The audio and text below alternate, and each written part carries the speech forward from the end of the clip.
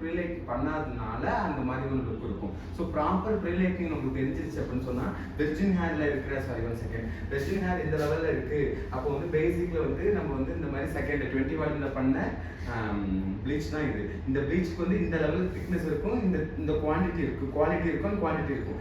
Same time இது வந்து 60ல் நம்ம கன்வெர்ட் பண்ணும்போது இதோட லெவல் வந்து ரொம்ப கம்மியாகும். அதாவது டெக்ஸ்சர் வைஸும் நீங்கள் செக் பண்ண போறீங்க, குவாலிட்டி வைஸும் செக் பண்ண போறீங்க. ஹேர் எந்த லெவலில் ப்ரீலைட்டிங் பண்ண போகிறோம், எப்படி பண்ண போகிறோம் அதை தெரிஞ்சு அதுக்கேற்ற மாதிரி கொண்டுட்டு போகணும். 20 ஒரு பர்சன்டேஜில் ஒர்க் பண்ணணும், 40 ஒரு பர்சன்டேஜில் ஒர்க் பண்ணணும், 30 ஒரு பர்சன்டேஜில் ஒர்க் பண்ணணும்.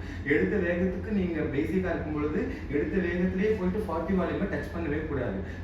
எதுக்கு எப்போ 40 வால்யூம் டச் பண்ணணும் அப்படின்னு சொன்னால் உங்களுக்கு 40 வால்யூம் பற்றி ஃபுல்லாக தெரிஞ்சு அது எப்படி ரியாக்ட் பண்ணுங்கிறது தெரிஞ்சிட்டாலே நீங்கள் 40 வால்யூம் போக மாட்டீங்க.